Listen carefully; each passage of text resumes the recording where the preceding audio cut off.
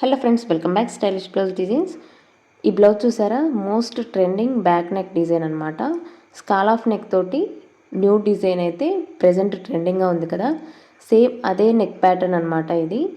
So ఇక్కడ boat neck దగ్గర అయితే నేను ట్రయాంగిల్ షేప్ అయితే ఇచ్చాను. మీకు క్లియర్గా కనిపిస్తుంది చూడండి. ట్రయాంగిల్ షేప్లో నేను ఫస్ట్ షేప్ ఇచ్చేసి తరువాత బ్లౌజ్లో వచ్చిన బార్డర్ని నేను ఇలా డిజైన్ అయితే చేశాను.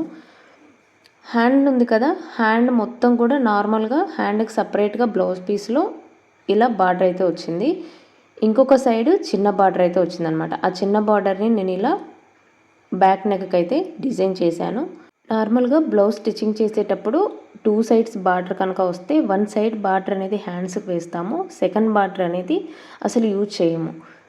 ఆ బార్డర్ని కూడా మనం వేస్ట్ చేయకుండా ఇలా అయితే మనము ప్యాటర్న్ బ్లౌజెస్ అయితే మనము క్రియేట్ చేయొచ్చు అనమాట. చాలా అంటే చాలా యూనిక్గా ఉంటాయి. ఇప్పుడు లేటెస్ట్ ట్రెండింగ్లో ఉన్నాయన్నమాట ఈ బ్లౌజెస్ అన్నీ కూడా.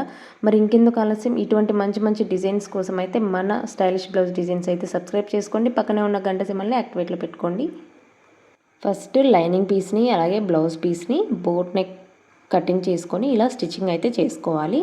నేనైతే ట్రయాంగిల్ షేప్ తీసుకున్నాను. మీకు నచ్చితే ట్రయాంగిల్ షేప్లో మిడిల్లో రౌండ్ వచ్చే విధంగా కూడా స్టిచ్చింగ్ అయితే చేసుకోవచ్చు. నేనైతే ట్రయాంగిల్ షేప్ అయితే తీసుకున్నాను. ఇప్పుడైతే మనకు మిగిలిన బార్డర్ మీద బార్డరు అలాగే బార్డర్ మీద లైనింగ్ మీద స్కాల్ ఆఫ్ నెక్ కాబట్టి ఖచ్చితంగా క్యాన్వాస్ పేపర్ అనేది తప్పకుండా ఉండాలి. సో ఈ 3 కూడా ఒకదాని మీద ఒకటి పెట్టుకున్నాను. నేను ఆల్రెడీ క్యాన్వాస్ పేపర్ మీద మీకు కనిపిస్తూ ఉంటుంది కదా, స్కాల్ ఆఫ్ డిజైన్ అనేది నేను ఆల్రెడీ డ్రా చేసి పెట్టుకున్నాను. సేమ్ అదే లైన్లో నేను స్టిచ్చింగ్ అయితే చేసుకుంటున్నాను అనమాట. బిగినర్స్ ఎవరైనా ఉంటే తప్పకుండా జాగ్రత్తగా అబ్జర్వ్ చేయండి. ఒకవేళ ఇంకా క్లియర్గా కావాలి మీకు స్కాల్ ఆఫ్ నెక్ గురించి అని అంటే కనుక మన వీడియోస్లో స్కాల్ ఆఫ్ నెక్ గురించి చాలా వీడియోస్ ఉన్నాయి. అందులో ఒక వీడియో అనేది నేను మీకోసం పైన ట్యాగ్ చేస్తాను. లాస్ట్ వరకు చూడండి. లాస్ట్లో అయితే వీడియో అనేది వ్యూ వస్తుంది. సో ఎవరికైనా కావాలి అంటే ప్రీవియస్ వీడియోస్ అనేది ఒకసారి చెక్అవుట్ చేయండి. ఓకేనా. ఇప్పుడు వచ్చేసి కట్ వర్క్ డిజైన్ మొత్తం కూడా స్టిచ్చింగ్ చేసుకున్నాక ఇలా ఎక్స్ట్రా క్లాత్ మొత్తం కూడా నీట్గా కటింగ్ అనేది చేసుకోవాలి.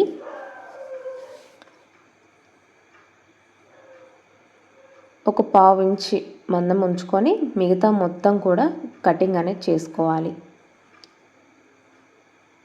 బిగినర్స్ ఎవరైనా ఉంటే కనుక చాలా జాగ్రత్తగా కట్ చేయండి.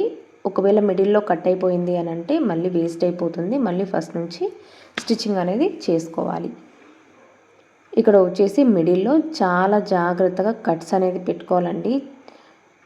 ఏమాత్రం స్టిచ్చింగ్ మనం చేసింది కట్ అయినా మళ్ళీ అనేది డబల్ స్టిచ్ అనేది వేసుకోవాలి.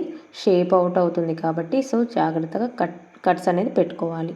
ఇప్పుడు స్కాల్ ఆఫ్ నెక్ ఎలా అయితే మనం టర్న్ చేస్తామో సేమ్ అదే విధంగా ఫింగర్స్ తోటి మూవ్ చేసుకోవాలన్నమాట. వీటన్నిటిని కూడా ఫింగర్స్ తోటి ఇలా చేసుకున్నాక 2 చేతులతోటి ఇలా రఫ్ చేశారు అని అంటే ఆ మిడిల్ పార్ట్లో ఎక్కడా కూడా క్లాత్ అనేది ముడతలు లేకుండా నీట్గా అనేది షేప్ కనిపిస్తుంది అనమాట. స్కాల్ ఆఫ్ నెక్కి ఈ టిప్ అనేది చాలా బాగా ఉపయోగపడుతుంది బిగినర్స్ కోసం అండి.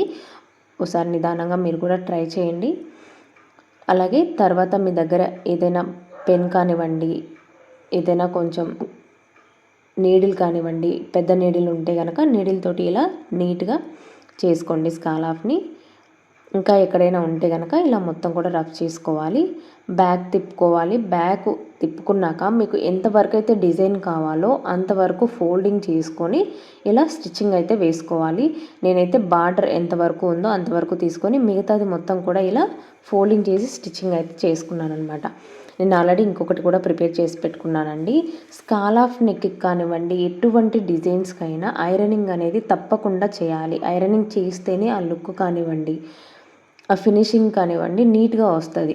బొటికీ స్టైల్లో మనం స్టిచ్చింగ్ చేయాలి అని అనుకున్నప్పుడు ఐరనింగ్ కానివ్వండి, పైపింగ్ కానివ్వండి, ఇలాంటి చిన్న చిన్నవి అనేది మిస్ అవ్వకూడదు. సో బిగినర్స్ అనేది నేర్చుకోండి. ఒక్కొక్కటి మనం స్టిచ్చింగ్ చేస్తుంటే ఆటోమేటిక్గా అలవాటైపోతుంది అనమాట. సో ఇప్పుడు మనం ముందుగా రెడీ చేసి పెట్టుకున్నాం కదా బ్యాక్ నెక్ అనేది, బ్యాక్ నెక్ మీద ఇలా సెట్ చేసుకోవాలి. ఫస్ట్ 2 కూడా సెట్ చేసుకున్నాక మిడిల్లో ఏదైతే బ్లౌజ్ పీస్ ఉందో బ్లౌజ్ పీస్ అనేది మనకు పైకి కనిపించకుండా బార్డర్ అనేది మనము అటాచ్ చేసుకోవాల్సి ఉంటుంది. వీడియోలో చూపిస్తున్న విధంగా కొంచెం కొంచెం సర్దుకుంటూ బ్లౌజ్ పీస్ అనేది కనిపించకూడదండి. ఓన్లీ స్కాలఫ్ నెక్ మాత్రమే ఆ మిడిల్ పార్ట్లోకి రావాలి. సో ఆ విధంగా పెట్టుకొని అడ్జస్ట్ చేసుకుంటూ స్టిచ్చింగ్ అయితే చేసుకోవాలి. క్రాస్గా అనేది స్టిచ్చింగ్ చేసుకోవాలండి. డిజైన్ను బట్టి స్టిచ్చింగ్ చేసుకోవాలి. వన్ సైడ్ స్టిచ్చింగ్ చేసుకున్నాం కదా, ఇప్పుడు సెకండ్ సైడ్ కూడా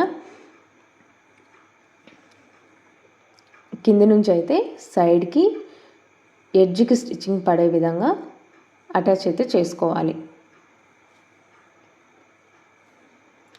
ఇక్కడ లాస్ట్కి వచ్చేసరికి ఇక్కడ బోట్ నెక్ దగ్గర ఫినిషింగ్ అనేది కరెక్ట్గా ఉండేటట్టు చూసుకొని కరెక్ట్గా ఫోల్డింగ్ చేసుకొని పట్టుకొని స్టిచ్చింగ్ అయితే చేసుకోండి. కొంచెం అటు ఇటు కూడా ఉండకుండా జాగ్రత్తగా ఫోల్డింగ్ అయితే చేసుకోండి. షేప్ అనేది కరెక్ట్గా కనిపించాలి. సో ఇప్పుడు ఆల్రెడీ ఒకటి అయిపోయింది కదా, ఇప్పుడు ఇంకొక వైపు కూడా సేమ్ అదే విధంగా పెట్టుకొని మనం స్టిచ్చింగ్ అనేది చేసుకోవాలి.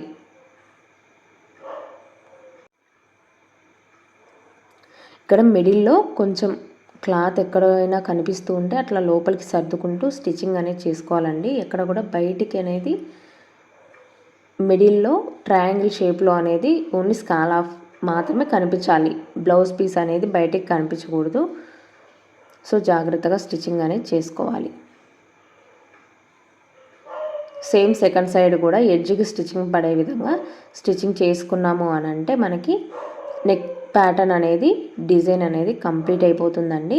మనము ఈ మిడిల్లో నెక్ ప్యాటర్న్ దగ్గర మనము థ్రెడ్స్ అయినా పెట్టుకోవచ్చు, అంటే టెజల్స్ కూడా అటాచ్ చేసుకోవచ్చు. లేదు అని అంటే బటన్ అయినా స్టిచ్చింగ్ చేసుకోవచ్చు అండి. కస్టమర్ నాకు బటనే ప్రిఫర్ చేశారు. సో నేను సేమ్ బ్లౌజ్ పీస్ ఏదైతే ఉందో అదే బ్లౌజ్ పీస్ తోటి బటన్ అయితే రెడీ చేశాను. బటన్ రెడీ చేసి స్టిచ్చింగ్ అయితే చేశాను. ఇప్పుడు కింద ఏదైతే ఉందో హైట్ ఒకసారి చెక్ చేసుకొని ఆ హైట్కి తగ్గట్టుగా మనము వీప్ పట్టి అయితే వేసుకోవాలి.